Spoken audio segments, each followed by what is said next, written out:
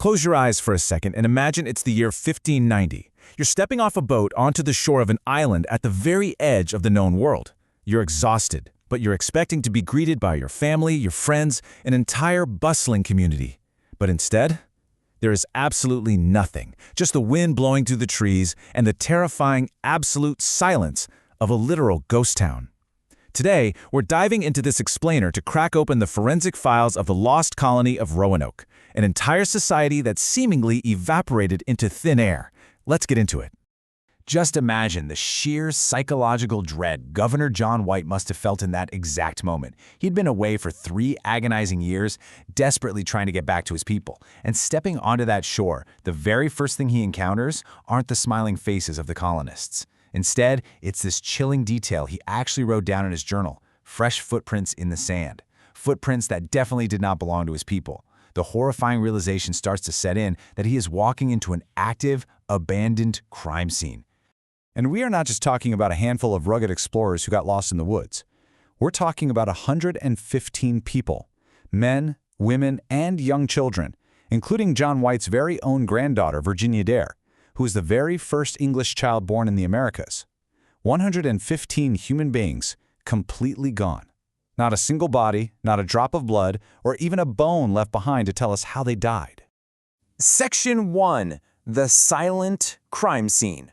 So, let's start our forensic investigation exactly where Governor White started his, at the eerily pristine scene of the disappearance. What he found there is, honestly, more disturbing than a battlefield. See, if there had been a massacre, you'd expect to find chaotic destruction, burned buildings, remains, right? But White found the exact opposite. The houses hadn't been destroyed. They'd been meticulously and neatly dismantled. A heavy, defensive wooden palisade had been deliberately erected around the perimeter of the former village, and then he found this cryptic clue. The letters CRO carved deeply into a tree trunk, and the full word Croatoan inscribed on one of the palisade posts. The crucial takeaway here is that this physical evidence completely shifts our understanding of the scene. The facts suggest a calculated, highly organized relocation, not some panicked flight in the middle of the night. But you know what the most important clue here is? It's actually what was missing. Before White left for England, he set up a strict protocol. If the colony was ever in danger or under attack, they were to carve a Maltese cross into a tree as a distress signal. White searched frantically, but there was no cross anywhere. Section 2. Descent into extreme isolation. So if they weren't chased out by a sudden attack, why pack up everything and flee into a terrifying, completely uncharted wilderness? To understand that, we have to look at the psychological breakdown that happens during extreme, prolonged isolation. Governor White had originally promised the colonists he'd return from England with vital supplies in just 3 months, but, well, history intervened. The outbreak of a massive naval war with the Spanish Armada completely locked down all English shipping. Those 3 short months turned into 3 agonizing years. 3 whole years stranded on a strip of sand, completely severed from the British Empire, scanning the horizon every single day for sails that just never came. And the environmental nightmare they were trapped in only compounded that terror.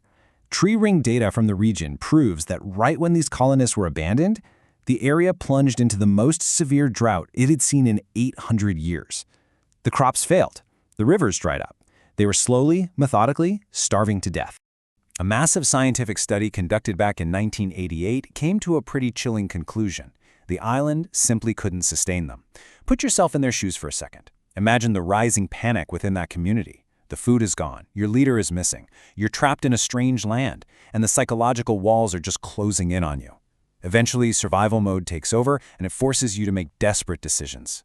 To make matters even worse, they knew perfectly well what was waiting for them in the woods. The paranoia wasn't imaginary.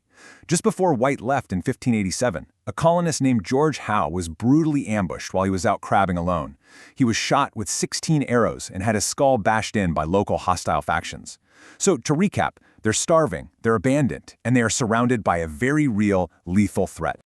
Section 3. The Cryptic Evidence Left Behind. To build a real picture of what happened next, we have to look at the belongings they couldn't carry when the pressure finally broke them.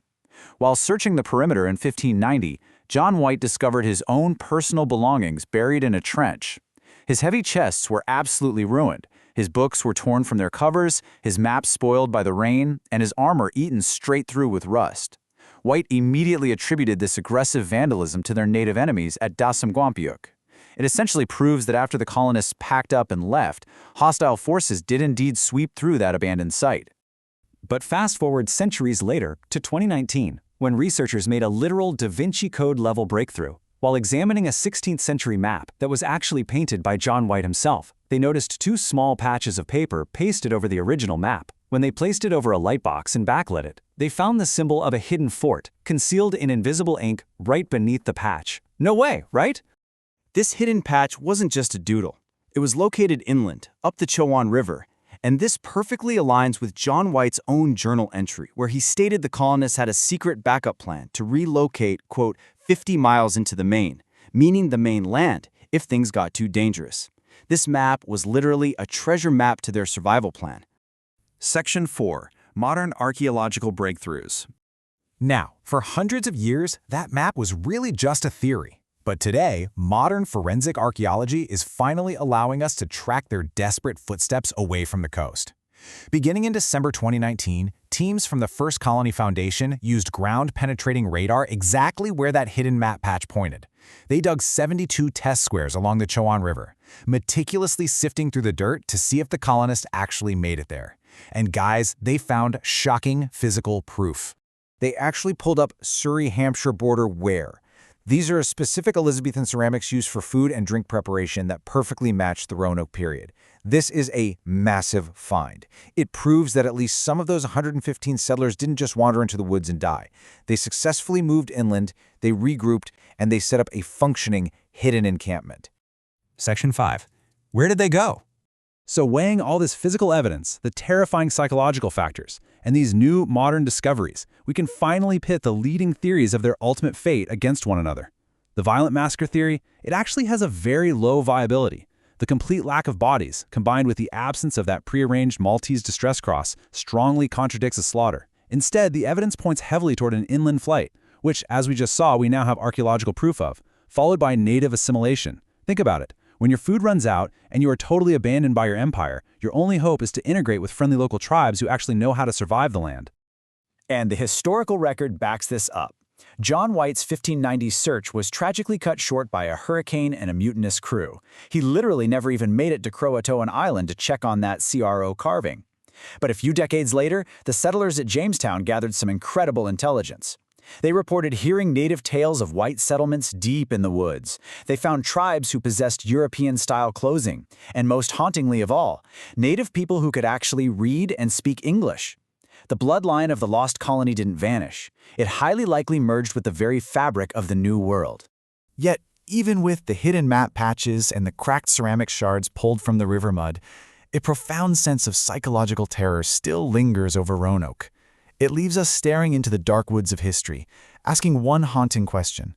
Even under the intense threat of starvation and total isolation, how does an entire human society of 115 souls simply evaporate into the wilderness, leaving behind nothing but a single cryptic word carved into a tree? Thank you for exploring this explainer with me. Keep questioning the shadows of history.